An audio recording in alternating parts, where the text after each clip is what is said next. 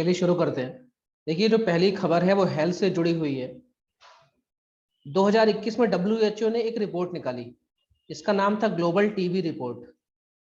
TB एक बीमारी होती है, इसका फुल फॉर्म है ट्यूबरक्लोसिस। किसने रिपोर्ट निकाली है? WHO ने। हमारे देश में, इंडिया में HIV के बाद, हमारे देश में HIV के बाद सेकंड नंबर पे जो मौतें होती हैं वो टीबी की वजह से होती है। और दुनिया में सबसे ज्यादा टीबी पेशेंट आपको इंडिया में मिलेंगे। यानी हम ये कह सकते हैं कि टीबी का हॉट स्पॉट इंडिया है। आप लोगों ने एक वैक्सीन का नाम सुना होगा जिसको हम कहते हैं BCG का टीका, BCG वैक्सीन।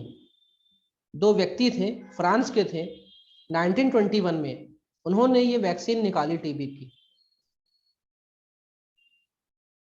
एक व्यक्ति का नाम था कैमिली और एक व्यक्ति का नाम था गुवेरिन। इन लोगों ने ये वैक्सीन निकाली, इसको हम आम भाषा में कहते हैं BCG की वैक्सीन या BCG का टीका। बच्चों को लगती है, खासकर ये लगभग हम सभी को लगी हो गई है। तो BCG का टीका इसलिए लगाया जाता है कि जिससे हमें टीबी ना हो। टीबी लगभग 5000 BC से हमारे साथ ये बीमारी है, या ये कह सकते हैं कि जब ह्यूमंस ने डोमेस्टिकेशन शुरू किया था, जब ह्यूमंस ने जानवरों को पालना शुरू किया था, तभी से ये बीमारी हमारे पास है और दुनिया में सेकंड नंबर पे लोगों को मारती है। यही आंकड़ा इंडिया में भी है और दुनिया के सबसे ज्यादा टीबी पेशेंट आपको इंडिया में मिलेंगे। WHO ने 2021 में जो रिपोर्ट निकाली, इसमें यह कहा कि ये बड़ी आश्चर्य की बात है कि टीबी के पेशेंट पूरी दुनिया में बढ़े हैं। इस रिपोर्ट में सबसे बड़ी बात यह आई कि दुनिया में टीबी के पेशेंट बढ़ गए। ये एक अलार्मिंग सिचुएशन है कि भाई लोगों को मार देती है ये। देश में, दुनिया में सबसे ज्यादा टीबी भारत में है और इसके मरीज बढ़ रहे हैं, कम होने की बजाय बढ़ रहे हैं। तो ये एक अलार्मिंग सिचुएशन। टीबी एक क्योरेबल बीमारी है, इसको क्योर किया जा सकता है और इसके लिए हमने एक प्रोग्राम लॉन्च किया जिसका नाम है डॉट्स। डॉट्स का कोर्स लेना पड़ता है, जिसको भी टीबी होती है उस जिसको हुई है या जानकार है उसको पता होगा, उन्होंने डॉट्स का कोर्स लिया है। जैसा कि मैं कह रहा हूं कि जो टीबी है ये, इसको क्योर कर सकते हैं, क्योरेबल है, लेकिन एक निश्चित समय तक। अगर ज्यादा बड़ी टीबी हो गई, यानी लंबे समय तक हो गई, तो ये दिक्कत होती है, क्योंकि ये हमारे लंग्स को इफेक्ट करती है। ये किसको इफेक्ट करती है? लंग्स को, हमारे फेफड़ों को अफेक्ट करती है। जिस तरह कोविड-19 फेफड़े मार रहा था, उस तरह टीबी फेफड़ों को अफेक्ट करती है। तो मैं बता रहा था कि इसके इलाज में एक प्रोग्राम है जिसका नाम है डॉट्स। डॉट्स का फुल फॉर्म होता है directly observed treatment for short course.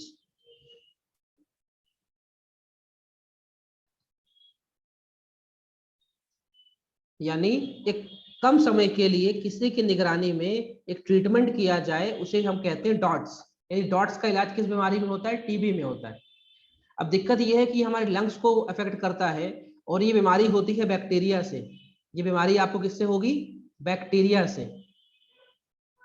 तो जब हमारे फेफड़ों को अफेक्ट कर रहा है, तो जब हम खांसते हैं, छींकते हैं, थूकते हैं, तो हम सामने वालों को भी फैला सकते हैं। इसका मतलब ये बीमारी कैसी है? ये कम्युनिकेबल डिसीज है। ये कम्युनिकेबल डिसीज है, हमारे लंग्स को इफेक्ट करती है, बैक्टीरिया से होती है और इसका इलाज बहुत जरूरी है, क्योंकि अगर इलाज नहीं होगा तो खुद तो आप जाएंगे और 4 8 10 लोगों को और लेके चले जाएंगे। यहां तक का जो इंट्रोडक्शन मैंने दिया है, ये क्लियर है तो रिप्लाई करो। Yes sir.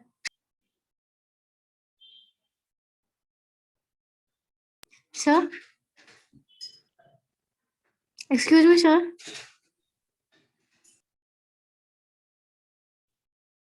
ये देखिए, आदमी का एक तस्वीर है कि इस खांस छींक रहा है।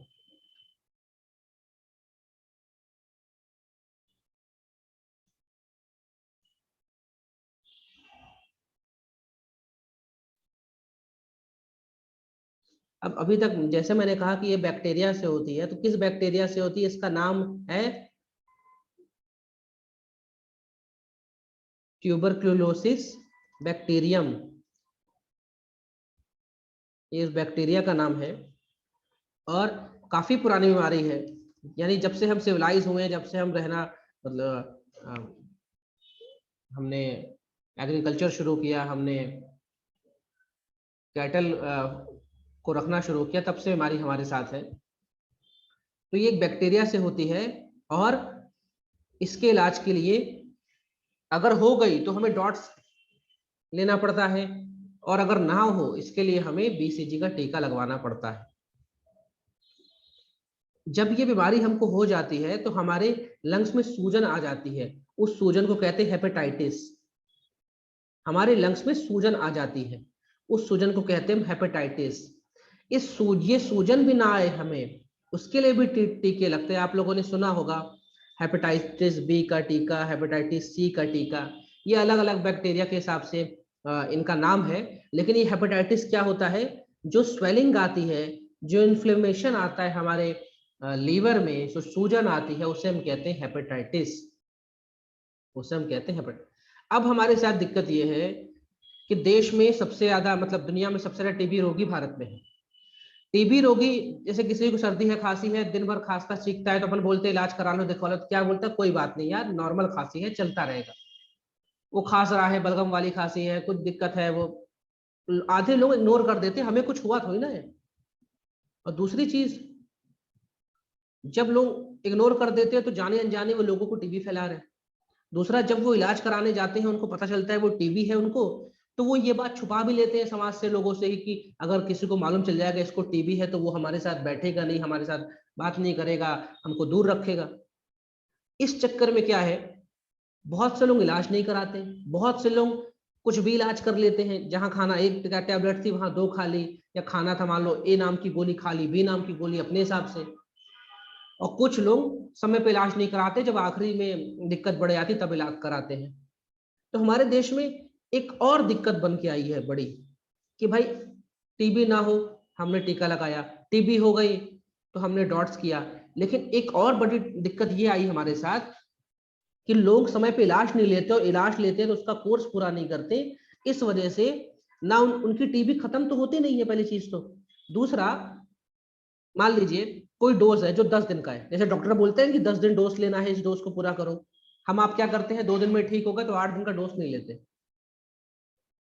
हम गलती करते हैं, क्योंकि वो 8 दिन का जो डोज होता है वो हमारे शरीर को और अच्छा अंदर से अच्छा करता है। जबकि हम जब 2 दिन का डोज लेकर ठीक हो जाते हैं, तो एक तरह से हम अपने शरीर का नुकसान कर रहे हैं, हमने पूरा डोज नहीं लिया। टीबी में दिक्कत ये होती है, जिसको टीबी होती है उसका इम्यून सिस्टम बहुत कमजोर होता है, वो और भी 10 तरह की बीमारियों के लिए प्रोन होता है। और जब वो पूरा डोज कंप्लीट नहीं करता है या फिर गलत दवा लेता है, तो उसका शरीर कुछ निश्चित प्रकार की दवाइयों से ठीक नहीं होता, यानी ड्रग रेसिस्टेंट हो जाता है। जैसे 2-3 ड्रग है, उनका नाम इसमें लिखा होगा, देख लेना। कि जैसे मान लीजिए किसी को टीबी होती है तो वो ड्रग देते हैं, अगर उस व्यक्ति ने अपने से इलाज कभी किया हो, दुकान से जाके यूं ही दवा खा ली हो, तो हो सकता है उसको उस ड्रग से असर ही ना हो। जैसे कुछ लोग होते हैं उनको पैरासीटामोल खाने से बुखार उतर जाता है, कुछ लोग 10 खा ले तो भी नहीं करता। इसका मतलब उनकी बॉडी पैरासीटामोल रेसिस्टेंट हो गई है, उनकी बॉडी को पैरासीटामोल से असर नहीं करता। तो हमारे देश में दिक्कत अब ये हो रही है कि हमारे देश में जो टीबी पेशेंट आ रहे हैं वो ड्रग रेसिस्टेंट आ रहे हैं, मतलब उनको उनके शरीर में जो नॉर्मल डोज है उसका असर ही नहीं होता, उनको बहुत हैवी डोज देना पड़ता है, जिससे उनका शरीर भी खराब होता है और अल्टीमेटली जो काम 2 रुपए में सही हो सकता था उसके लिए 200 रुपए खर्च करने पड़ते हैं। दूसरा, अगर कोई पेशेंट किसी एक ड्रग से मान लो उसको असर नहीं कर रहा तो दूसरे ड्रग दे दे, उसको सही हो जाए। वो पैरासीटामोल से असर नहीं कर रहा है तो क्रोसिन दे दे। लेकिन कुछ ऐसे भी हैं जिनको पैरासीटामोल से भी बुखार नहीं उतरता और क्रोसिन से नहीं उतरता, यानी मल्टी ड्रग रेसिस्टेंट हो गए। वो क्या हो गए, मल्टी मल्टी ड्रग रेसिस्टेंट, यानी दोनों दवा से असर नहीं हुआ। तो अब इनके लिए और दिक्कत हो जाती है। तो हमारे देश में ड्रग रेसिस्टेंट टीबी भी चल रही है और मल्टी ड्रग रेसिस्टेंट टीबी वाले भी लोग हैं। तो पहली दिक्कत ये है कि टीबी होनी नहीं चाहिए, हुई है तो आप इलाज कराइए। कुछ तो इलाज कराते ही नहीं है, कुछ करते हैं तो समय पे कोर्स पूरा नहीं करते, जल्दी छोड़ देते हैं। इसीलिए हमने बनाया है डॉट्स। और डॉट्स में मैंने बोला था डायरेक्टली ऑब्जर्व्ड, यानी जब आप डॉट्स का कोर्स करेंगे तो ऐसा नहीं कि आपको दवा मिल गई आप घर जाइए दूध से लीजिए पानी से लीजिए, नहीं, दवा रोज मिलेगी, अस्पताल में मिलेगी, अस्पताल आना पड़ेगा, अस्पताल में डॉक्टर के सामने नर्स के सामने दवा खानी पड़ेगी, यानी कोई आपको ऑब्जर्व करेगा। नहीं तो आप तो ले गए 10 दिन की दवा खाई नहीं, आप भी ठीक नहीं हुए, दवा का पैसा ही वेस्ट हो गया और 4 लोगों को और दिक्कत करेंगे, आप फैलाएंगे टीबी।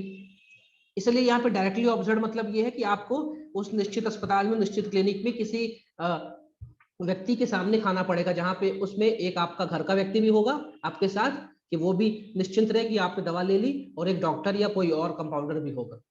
नहीं तो हमारे देश में हम टीबी से निजात ही नहीं पा रहे हैं। दुनिया की सबसे ज्यादा टीबी हमारे देश में है, और दुनिया में देश में सबसे ज्यादा मौतें HIV के बाद टीबी में होती है।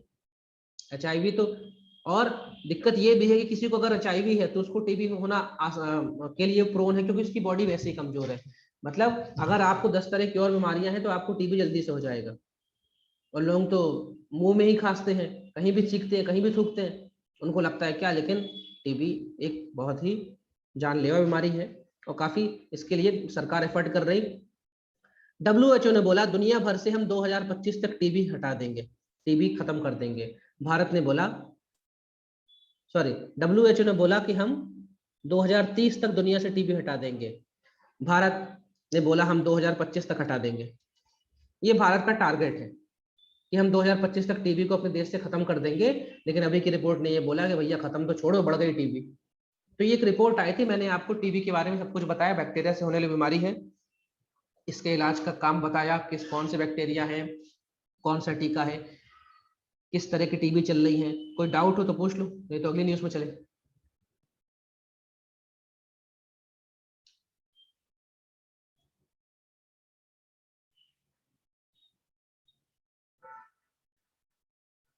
और टीबी के केस बढ़ने का एक मेन कारण ये भी कि आपने देखा कोविड-19 के समय में सिर्फ कोरोना पे ध्यान था, बहुत से लोग जो डॉट्स का इलाज कर रहे थे, यानी उनको जाना था किसी अस्पताल में, रोज दवा लेनी थी, उनके डॉट्स अटक गए, लोगों की दवाइयां अटक गई, तो फिर वो टीबी का केस तो बढ़ना ही था, इसमें कोई दो राय तो है नहीं। लेकिन है ना, तो ये एक रिपोर्ट आई थी, WHO ने निकाली थी, ग्लोबल टीबी रिपोर्ट, जिसमें बताया कि टीबी के केस बढ़ने की बजाय, घटने की बजाय बढ़ गए। जैसे ये 2 दवा का नाम लिखा है इसमें, आइसोनियाजिड और रिमेम्पिसिन। मान लीजिए कोई व्यक्ति है जिसको इस दवा से रेजिस्टेंस है, तो उसको ये दे दो। किसी को इस दवा से असर नहीं होता तो ये दे दो। कुछ ऐसे भी है जिनको ये दवा भी असर नहीं करती, ये भी नहीं करती, तो वो मल्टी ड्रग रेसिस्टेंट टीबी के पेशेंट है, उनके लिए कुछ और ब्रह्मास्त्र निकाला जाता है। ठीक है, तो बड़ी दिक्कत है इस देश में दवा ना। चलिए, तो अगली न्यूज में चलते हैं। इसलिए बचपन सिखाया जाता है, खांसो तो मुंह ढक लो, छींको तो मुंह ढक लो, जरूरी है, क्योंकि बहुत सी बीमारियां ऐसी हैं जो आप भी ग्रसित हो सकते हैं, किसी और को भी कर सकते हैं। अगली न्यूज में चलते हैं। हमारे देश में 41 सरकारी ऑर्डिनेंस फैक्ट्रियां थी, जिनको सरकार ने मर्ज करके 7 कर दिया। तो उसी को लेकर ये कहानी है, इसको समझते हैं हुआ क्या है। 1712 AD हमारे देश में जो डच थे, डच जो लोग थे, इन लोगों ने हमारे देश में पहली ऑर्डिनेंस फैक्ट्री खोली। ऑर्डिनेंस मतलब होते हैं आयुध। युद्ध में आपको जिस जिस चीज की जरूरत पड़ती है उसे आयुध कहते हैं। देखिए, युद्ध करने के लिए तो इंसान जाएगा, लेकिन इंसान को युद्ध करने के लिए सिर्फ इंसान नहीं, और भी चीज चाहिए। वो जो कपड़ा पहना है वो भी चाहिए, जूते, फिर उसके बाद गोली बारूद, आज आप बात करो टैंक की, ठीक है, मिसाइल्स की, जो कुछ भी जो युद्ध में लगता है उसे कहते हैं ऑर्डिनेंस। 1712 में इनकी शुरुआत हुई थी हमारे देश में। टोटल 41 ऐसी फैक्ट्रियां थी जो कि रक्षा से जुड़े हुए सामान बनाती हैं, युद्ध में यूज होने वाले सामान बनाती थी। मतलब सैनिकों के जूते से लेकर, उनके कपड़े से लेकर, गोली बारूद, टैंक सब बनाती थी।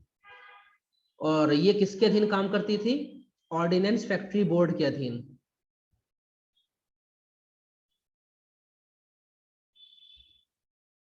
जिसका मुख्यालय कहाँ पे है? कोलकाता में था। तो हमारे देश में ऑर्डिनेंस फैक्ट्री बोर्ड की शुरुआत 1712 मानी जाती है, और इसका अंत माना जाता है 2021 में। 2021 में ये ऑर्डिनेंस फैक्ट्री बोर्ड खत्म कर दिया गया, और ये जो 41 कंपनियां थी, 41 कंपनियां थी, इनको खत्म करके 7 कंपनी बना दी गई। सॉरी, ये 41 फैक्ट्री थी, सरकारी फैक्ट्री थी। जैसे आपने जौलपुर में सुना होगा खमरिया, खमरिया में गन कैरेज फैक्ट्री है एक, है ना। तो आपने जो ट्रक देखे होंगे आर्मी के ऊंचे ऊंचे ट्रक, वो आपको खमरिया में बनते मिलते थे। इटारसी में भी थी, जौलपुर में भी है, मतलब थी, सॉरी सब थी अभी। तो ये 41 ऐसी ऑर्डिनेंस फैक्ट्रियां थी मेरे देश में, अलग अलग हिस्सों में थी, अलग अलग चीज बना रही थी। इनको सरकार ने 7 कर दिया और इनको बनाया है सरकार ने, इनको नाम दिया है कि ये डिफेंस की अब पीएसयू है या पब्लिक सेक्टर अंडरटेकिंग है। तो 1712 से जो सफर शुरू हुआ था वो 2021 में खत्म हो गया है अक्टूबर के महीने में। और ये मोदी जी बोल रहे हैं कि हम इन्होंने देश को 7 नए डिफेंस कंपनीज दी। कंपनीज, ध्यान रखिएगा कंपनीज है ये, देश को दी, जिससे हमारा देश बनेगा आत्मनिर्भर। तो अब ये जो कंपनीज हैं इसमें सरकारी और प्राइवेट दोनों का इसमें शेयर रहेगा। और जैसे कंपनी है तो इनको जो काम करना होगा वो मोस्टली प्रॉफिट ओरिएंटेड करना होगा, और यहाँ पे इनको अपनी एफिशिएंसी दिखानी होगी, मक्कारी नहीं चलेगी। सरकार का ये कहना था कि 41 फैक्ट्रियां होने के बावजूद भी हम दुनिया में डिफेंस इक्विपमेंट्स के सबसे बड़े आयातक देश थे। फिर से सुनिएगा, सरकार का कहना था कि मेरे देश में 41 फैक्ट्रियां होने के बावजूद दुनिया के सबसे बड़े डिफेंस इंपोर्टर कंट्री हम थे। यानी दुनिया में सबसे बड़ा इंपोर्टर हम थे। यानी हमारे देश का कितना सारा पैसा दुनिया के देशों में जा रहा था, और हम वहां से कभी बंदूक खरीद रहे हैं, कभी टैंक खरीद रहे हैं, कभी हेलीकॉप्टर खरीद रहे हैं, कभी टैंक तोप खरीद रहे हैं। और ये जो मैंने बात कही, एक रिपोर्ट आती हर साल, उसका नाम है सिपरी। सिपरी के नाम से रिपोर्ट आती है। वैसे इसका पूरा नाम है Stockholm international P for peace, R for research, I for institute। नाम में स्टॉकहोम है तो स्टॉकहोम स्वीडन की राजधानी है, वहीं पे इसका हेडक्वार्टर है। ये हर साल रिपोर्ट निकालती है, और सिपरी रिपोर्ट जुड़ी होती है डिफेंस से। ये देशों के रैंक निकालती है, किस देश ने इस साल कितना रुपए खर्च किया डिफेंस का सामान खरीदने में। तो हम अभी तो सेकंड नंबर पे हैं, लेकिन 2018 में हम दुनिया में नंबर 1 थे डिफेंस इंपोर्ट के मामले में, कि हम खरीदते हैं सामान। तो दिमाग ठनका मोदी जी का कि यार ऐसे कैसे इतनी कंपनियां होने के बावजूद भी हमें खरीदना पड़ रहा है, मतलब हमारे देश में चीजें नहीं बन रही, अब बन रही तो उस लेवल की नहीं बन रही। अगर हमारे देश में S-400 बनता है तो हम रशिया से क्यों खरीदते हैं? अगर हमारे देश में अच्छे हेलीकॉप्टर बनते तो हम अमेरिका से चीनू क्यों खरीदते? हम खरीद रहे हैं, हम इसराइल से खरीद रहे हैं, हर जगह से खरीद रहे हैं। तो सरकार ने इन 41 फैक्ट्रियों को खत्म करके 7 कंपनी बनाया गया, और बोला गया कि भैया आप काम करिए, दुनिया भर से कम्पीट करिए, हम दुनिया भर को अरबों रुपए देते हैं, हम तुमको देंगे, तुम बनाओ। सरकारी मक्कारी नहीं चलेगी। और इन एफिशिएंसी को देखते हुए ही इस 41 फैक्ट्रियों को खत्म करके 7 कंपनी बनाया गया। और वही कहा जा रहा है कि देश को 7 नए डिफेंस कंपनी दी गई हैं, जिससे हमारा देश आत्मनिर्भर बने, और हम कम से कम पैसा खर्च करें सामान खरीदने में, ज्यादा से ज्यादा बेचने में। अगर हमारे देश में ही प्लेन बनेंगे, ट्रेन बनेंगे, टैंक बनेंगे, तो हम दुनिया को बेचेंगे, पैसा कमाएंगे, ना कि दुनिया से खरीद के पैसा गवाएंगे। इसी चीज को देखते हुए 1 अक्टूबर को ये हो गया कि भाई ये कंपनी खत्म, अब सॉरी ये बोर्ड खत्म और 7 कंपनियां बन गई, इनके नाम भी दे दिए गए। यहां तक की बात क्लियर है तो रिप्लाई करो।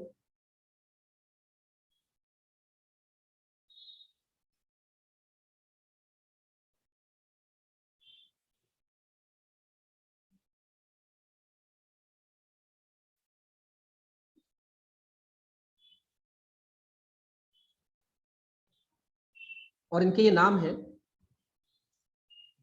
जैसे munitions India limited, armoured vehicles limited, नाम से क्लियर है, जैसे इसका काम है गाड़ियां बनाना, तुम जीप बनाओ, ट्रक बनाओ, एडवांस वेपन बनाओ, तुम इक्विपमेंट बनाओ, तुम ट्रुप ट्रुप के कंफर्ट की चीज बनाओ कि भाई जब एक जगह से दूसरी जगह ट्रुप जाता है तो उसके कंफर्ट, मतलब उसके लिए कपड़े बनाओ, उसके लिए जूते बनाओ, उसके लिए हेलमेट बनाओ, उसके लिए बुलेट प्रूफ जैकेट, मतलब काम से।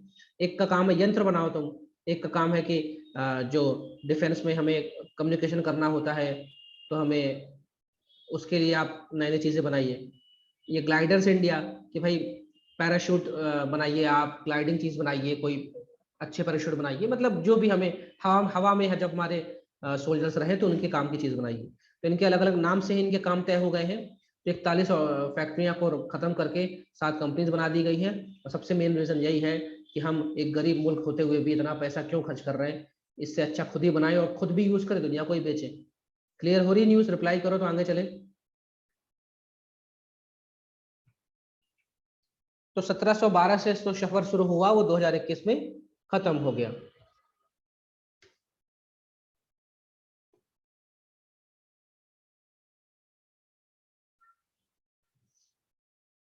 अगली न्यूज में चलते हैं। ई वोटिंग को लेकर न्यूज है। ई वोटिंग मतलब होता है इलेक्ट्रॉनिक वोटिंग। अभी आप लोग वोटिंग देने जाते हैं तो आप लोगों को जाना पड़ता है, अपने पैरों को कष्ट देना पड़ता है, आप जाते हैं पोलिंग बूथ में, वोट दे के आते हैं। आप भी सोचते हैं क्यों ना मोबाइल से एसएमएस से वोटिंग दे दे। तो सुनने में तो अच्छा लगता है ये, और दूसरा सही बात है। बहुत से लोग, मान लीजिए कोई व्यक्ति है मुंबई का लेकिन वो रह रहा है कनाडा में, अब उसको मुंबई आना पड़ेगा वोट डालने।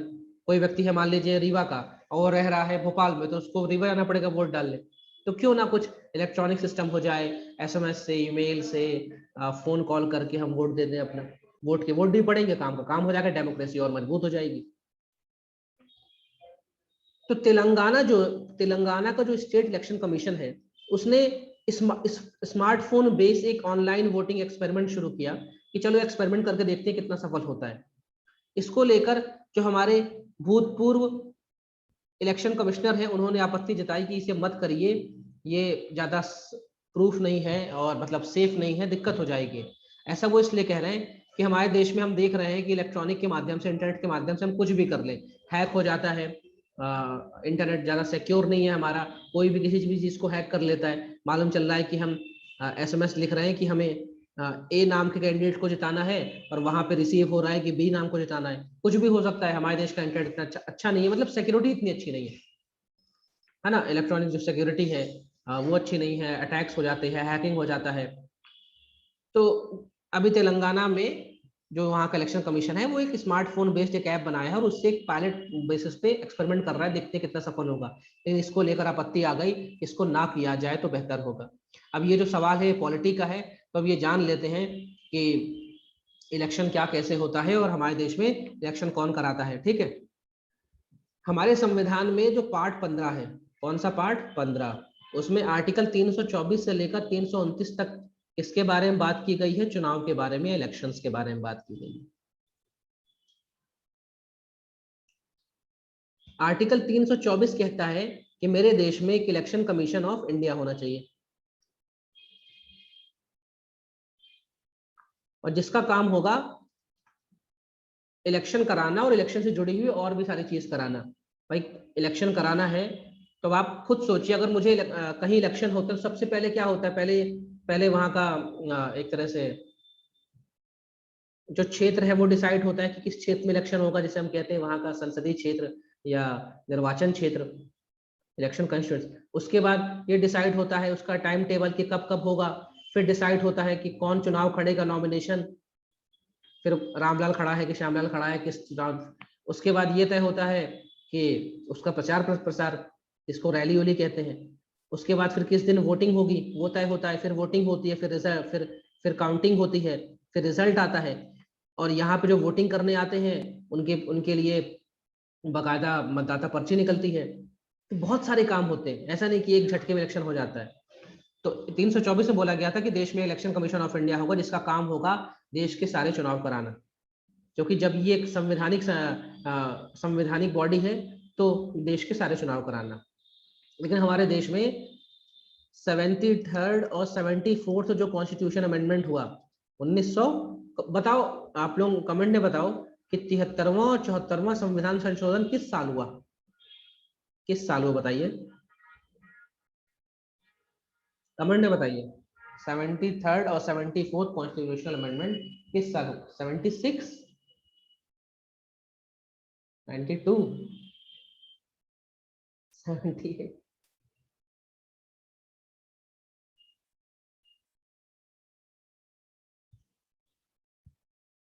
1992।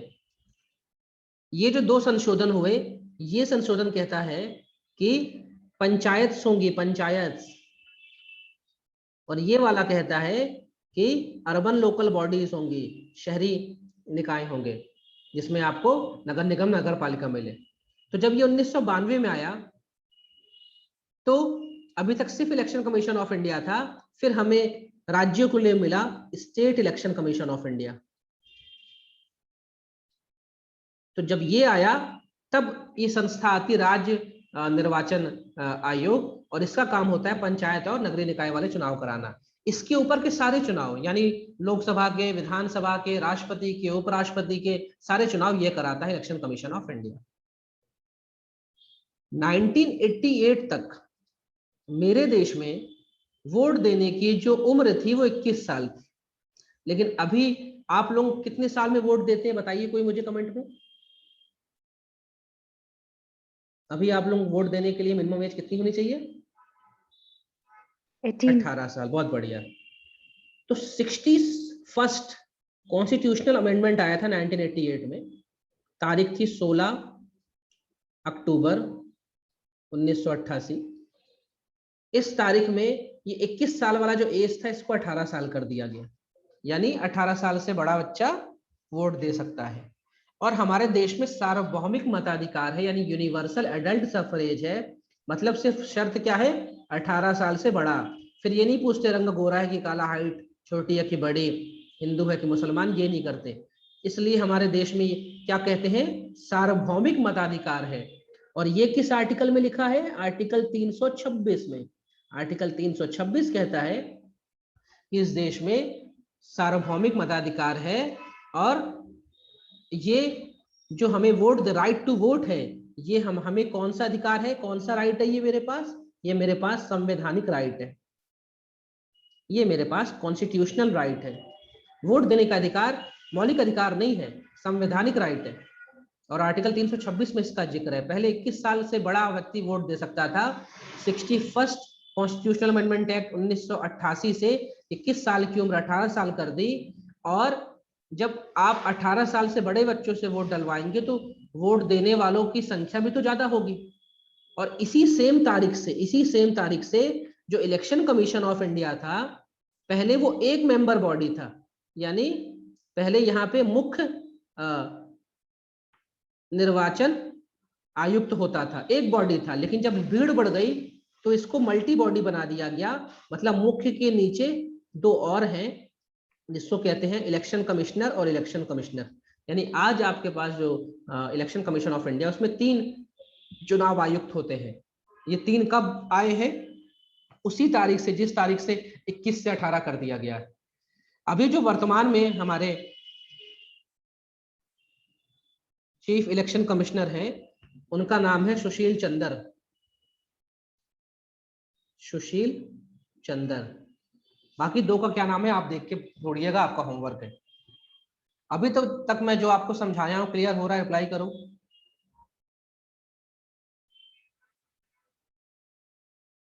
सुनील अरोड़ा जा चुके हैं। सुनील अरोड़ा मुख्य निर्वाचन आयुक्त थे, वो जा चुके हैं।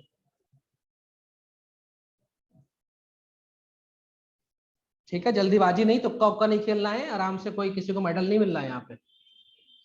चलो,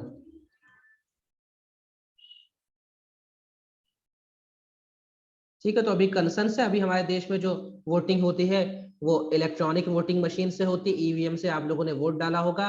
और भारत इलेक्ट्रॉनिक्स लिमिटेड जो है, बेल हैदराबाद वाली, वो इसको बनाती है।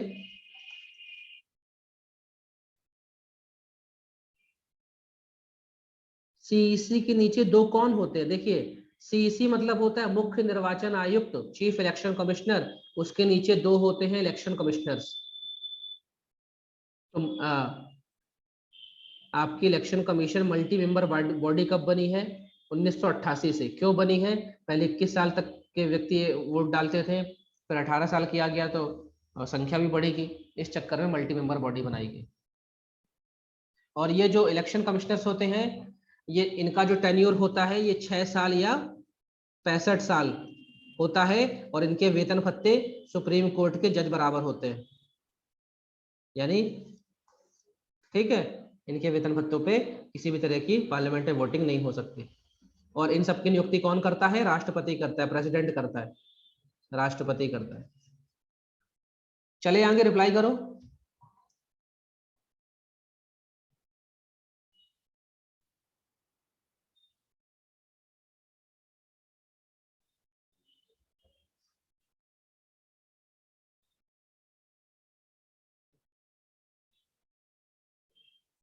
ये न्यूज इंटरनेशनल रिलेशन से जुड़ी हुई है।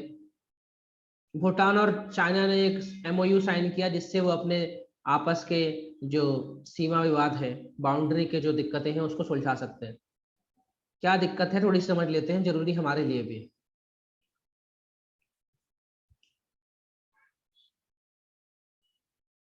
देखिए, ये अगर इंडिया आ रहा है तो ये ऐसा सैंडविच जैसे बैठा है भूटान, ऊपर कौन है? चाइना, नीचे कौन है? इंडिया। और आप देखिए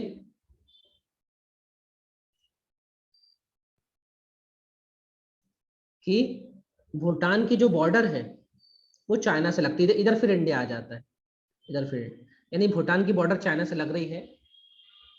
और चाइना जो है इसके अपने हर एक पड़ोसी मुल्क के साथ विवाद है। क्यों? इसको जमीन चाहिए, जमीन का बड़ा भूखा है ये, रियल एस्टेट का धंधा करता है, इसको जमीन बहुत पसंद है। हमारे साथ कितने विवाद है आप देख रहे हैं, 2 साल होने को आ गए हैं लगभग, ये बेवकूफी चली रही है, इंडिया स्टैंड ऑफ चल रहा है, इंडिया चाइना। चाइना ने कहा है कि भूटान के ये वाले जो हिस्से, 2 हिस्से हैं जो भूटान के पास है, चाइना कहता है ये मेरा है। और इस मैप में देखो, ये काला कर रहा हूं, यहाँ पे एक हिस्सा इसे कहते हैं डोकलाम, वैसे उसका एक्चुअल नाम है डोकलाम, लेकिन आम भाषा में हम डोकलाम बोल देते हैं। ला मतलब होता है पहाड़ी दर्रा, डोक वहां की नाम है। तो आप लोग को शायद याद हो कि 3 साल पहले यहाँ पे डोकलाम स्टैंड ऑफ हुआ था, तब बड़ा हल्ला हो गया था। ये डोकलाम जो जगह है, मैं तो इसको डोकलाम कह रहा हूँ, वैसे एक्चुअल नाम डोकला है, ये भूटान की जगह है। तो ये जगह भी चाइना बोलता है मेरी है, और ये 2 ऊपर वाले मैंने जो जगह बताई ये भी चाइना बोलता है मेरी है। और अभी 4 महीने पहले यहाँ पे एक वाइल्ड लाइफ सेंचुरी थी जिसका नाम है Sakteng wildlife sanctuary, Sakteng wildlife sanctuary, जो कि भूटान के अंदर आती है, वो भी चाइना बोलता है उसकी है। यानी इसका तो बस चले तो कल को बोले कि दिल्ली मेरा है, इंदौर मेरा है, चाइना कुछ भी कह सकता है। और चाइना क्या करता है फिर? चाइना ऑफर देता है, हमको भी देता है, उसका ऑफर को कहते हैं पैकेज ऑफर। चाइना जो ऑफर देता है उसे कहते हैं पैकेज ऑफर। चाइना कहता है कि भाई ये 3 चीज मेरी है, एक काम करो, ये चीज तुम रख लो, ये चीज हमको दे दो। यानी पहले हमारी ही दोनों चीज को कब्जा करेगा या बोलेगा, फिर क्या बोलेगा, अच्छा एक तुम रख लो, एक हमको दे दो। तो चाइना ऐसे पैकेज ऑफर दुनिया भर के देश को देता है जिसके साथ उसकी बॉर्डर है, हमको भी देता है, हम नहीं मानते।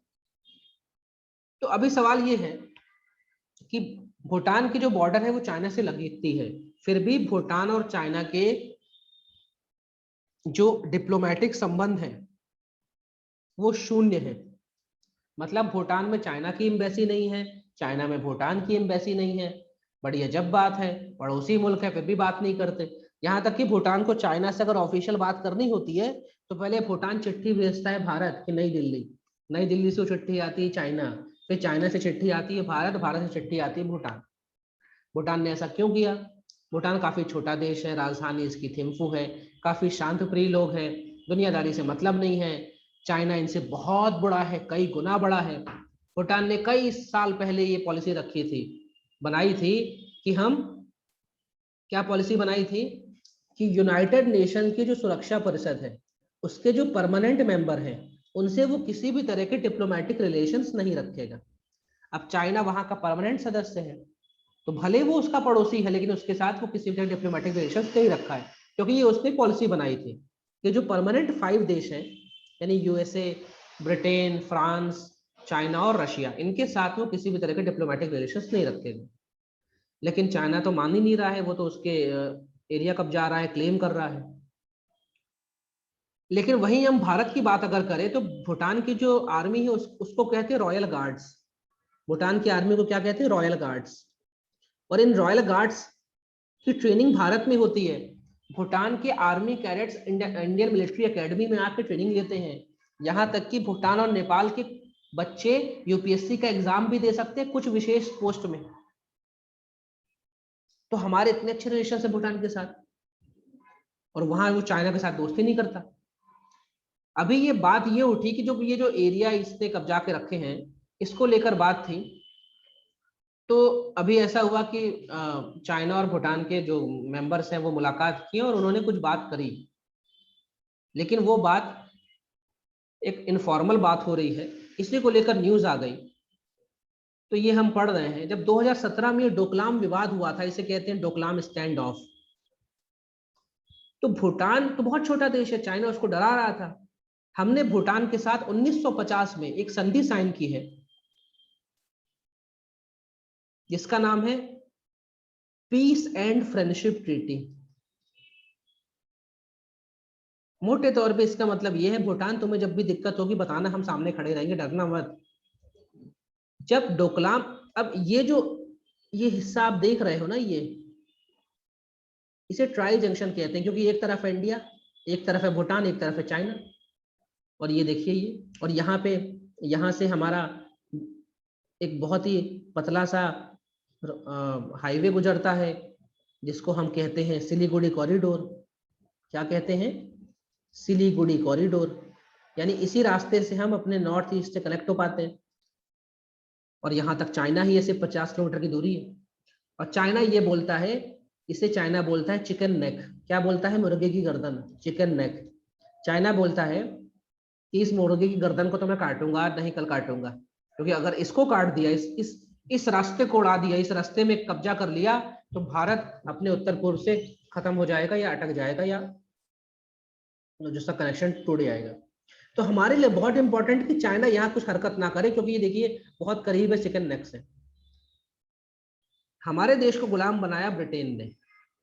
ब्रिटेन ने इंडो नेपाल वॉर लड़ा, यानी जब यहाँ के जो ब्रिटिश थे उन्होंने लड़ा, और इसके बारे में हमने पिछली क्लास में बात कर ली। ब्रिटेन ने भूटान को अपनी सुजरेनिटी में रखा था कि भूटान तुम हमारे वैसाल स्टेट हो, आराम से यहाँ पे रहो, काम करो, इनके राजा अच्छे से थे, बस सलाम हमको ठोक देना। और उसी चीज को हमने आगे बढ़ाया पीस एंड फ्रेंडशिप ट्रीटी में। तो 1914-15 के आसपास एक ब्रिटिश ऑफिसर था, उसका नाम एल्फिंस्टन था। उसने कई सारे सोल्जर्स को ले गया, और उसका ये उद्देश्य था कि ये जो एरिया है, ये वाला, ये जो चिकन नेक है, ये पूरा एरिया कब्जा के अपने अंडर कर लेते। लेकिन वो इसमें वो सफल नहीं हो पाया। सिर्फ ये जो एरिया है, ये वाला, इसको मैं लाल कर रहा हूँ, इसे कहते हैं चुंबी वैली, ये एरिया वो कब्जा पाया, बाकी वो पूरा नहीं ले पाया। यहाँ पे चाइनीज आर्मी थी, वहां पे उस समय चिंग डायनेस्टी वहां पे रूल कर रही थी चाइना में, तो उसने इसको भगा दिया। तो ये जो एरिया, इसे कहते हैं चुंबी वैली। तो चुंबी वैली में भारत खड़ा है, डोकलाम में भूटान खड़ा है, और ये जो पूरा एरिया है यहाँ पे चाइना है। चाइना ये डोकलाम चाहता है, क्योंकि डोकलाम इसलिए चाहता है, डोकलाम ऊंचाई में है, और अगर इसको एक बार डोकलाम मिल जाएगा तो डोकलाम से सीधे मिसाइल तान देगा, या टैंक लगा के हमारा सिलीगुड़ी कॉरिडोर पे अटैक कर सकता है। तो हमारे कान बहुत पहले खड़े हो जाते हैं, जब भी चाइना यहाँ कुछ हरकत करता है, कान हमारे पहले खड़े होते हैं, क्योंकि हमारा यहाँ पे सिलीगुड़ी कॉरिडोर है, और जिसको चाइना चिकन नेक कहता है, और बोलता है इस मुर्गे की गर्दन तो आज नहीं कल काटूंगा। और काफी ज्यादा चौड़ा हाईवे भी नहीं है, और दूसरी बात कोई 4 लेन 6 लेन भी हाईवे नहीं है। तो ये सिलीगुड़ी कॉरिडोर इसलिए नाम है कि यहाँ पे जो शहर है, ये पश्चिम बंगाल का इलाका आता है, यहाँ पे जो शहर है उसका नाम है सिलीगुड़ी। तो यहाँ पे पश्चिम बंगाल थोड़ा सा आता है। यहाँ तक की बातें क्लियर हो रही? रिप्लाई करो।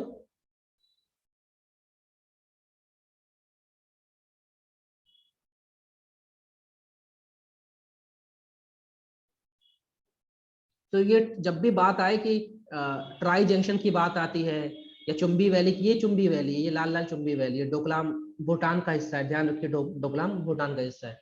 ये ट्राई जंक्शन ध्यान रखिएगा। इधर आपका सिक्किम आता है, नॉर्थ सिक्किम और साउथ सिक्किम। पिछली क्लास में मैंने बताया था कि अगर हमें मानसरोवर की यात्रा करनी है तो एक तो रास्ता है कि उत्तराखंड से होते हुए लिपुलेख दर्रे से होकर चले जाएं। दूसरा यहाँ पे एक और दर्रा है, उसका नाम है नाथुला। नाथुला दर्रा आप लोग पढ़ते होंगे, सिक्किम में है। इस नाथुला दर्रा से भी हम यहाँ पे आते हैं, इस इलाके में आते हैं और यहाँ से फिर ऊपर जाते हैं और मानसरोवर की यात्रा कर सकते हैं। ये रास्ता थोड़ा आसान है, तो जो लोग आसान रास्ते में जाना प्रेफर करते हैं मानसरोवर की यात्रा में, वो नाथुला से होते हुए चाइना जाते हैं। और जो लोग थोड़ा कठिन रास्ता, कठिन मतलब कठिन है, चढ़ाई ज्यादा है लेकिन छोटा रास्ता है, दिन कम लगते हैं, तो वो वाला रास्ता है लिपू लेक होते हुए, जो कि हमने पिछली जब हमने काला पानी विवाद पढ़ा था करंट अफेयर्स की क्लास में तब देखा था। तो मानसरोवर जाने का एक रास्ता ये है वाया सिक्किम नाथुला होते हुए, और एक उधर वो जो दर्रा है उत्तराखंड वाला, वो है लिपू लेक दर्रा। ठीक है, चलते हैं अगली न्यूज पर। न्यूज अब खत्म हो गई है। सवाल है,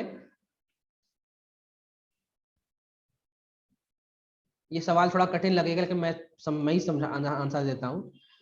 जैसा कि हमने देखा कि कैमिली और ग्विरिन नाम के जो साइंटिस्ट थे, उन्होंने वैक्सीन बनाई। 1982 में एक डॉक्टर था रॉबर्ट कोच नाम का, उसने पहली बार बताया कि एक बैक्टीरिया, इसका नाम है बैसिलस, ये बैक्टीरिया ही फैलाता है टीबी।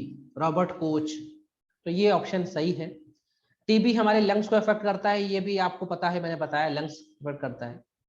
टीबी हमारे देश में महिलाएं की मौतों का सब टॉप 3 जो जिस कारण से महिलाएं मरती 15 से 44 ईयर की एज में, उसमें टीबी भी है।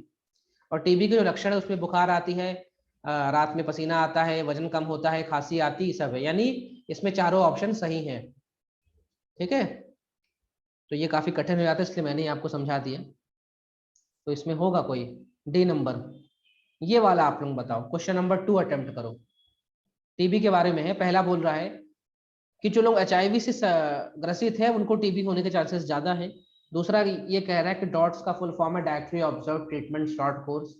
तीसरा ये कह रहा है कि जो टीबी के इलाज की दवाइयां होती हैं वो हेपेटाइटिस, उससे हेपेटाइटिस होना आम बात है, मतलब कभी कभी लीवर में सूजन आ जाती है और कुछ लीवर से जुड़ी हुई बीमारियां भी हो जाती। दूसरा ये चौथा है कि टीबी के इलाज लगभग 6 से 8 महीने चलता है। तो क्या होगा सही इसका जवाब?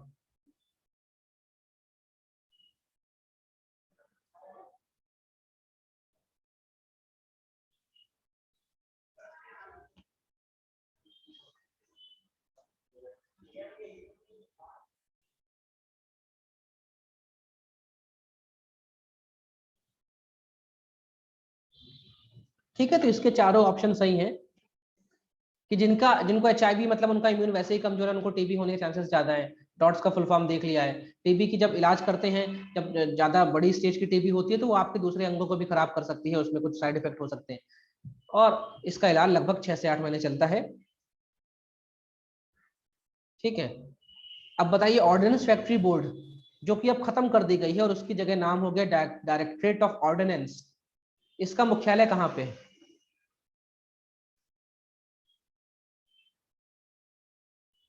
इसका मुख्यालय कहाँ पे है?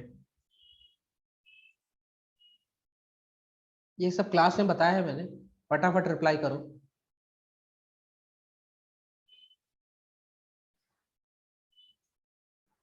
तो इसका मुख्यालय है कलकत्ता, कोलकाता में, है ना। ऑर्डिनेंस फैक्ट्री बोर्ड का मुख्यालय तो वहीं पे है। चौथा है कि मध्य प्रदेश में एक राष्ट्रीय उद्यान है जिसका पुराना नाम था दुबरी, दुबरी राष्ट्रीय उद्यान। उस एक्चुअल में उसका नाम क्या है?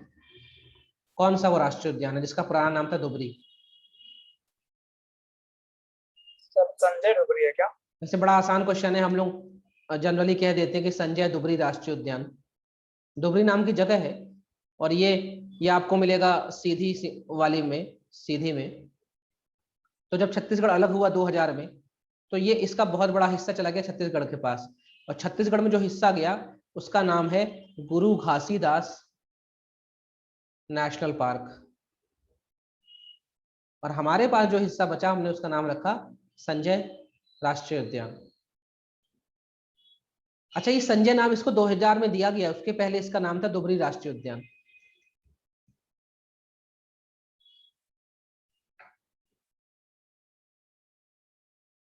अब ये चुंबी वैली क्या है, डॉट्स का क्या महत्व है, और ई वोटिंग से क्या क्या कंसर्न्स है, क्या क्या उसमें दिक्कतें हैं ई वोटिंग में। ये 5 नंबर देखिए, 5 नंबर का सवाल सिर्फ 50 वर्ड्स में, 3 नंबर का सवाल सिर्फ 10 वर्ड में। ठीक है, क्लास में कोई डाउट हो तो पूछ लो।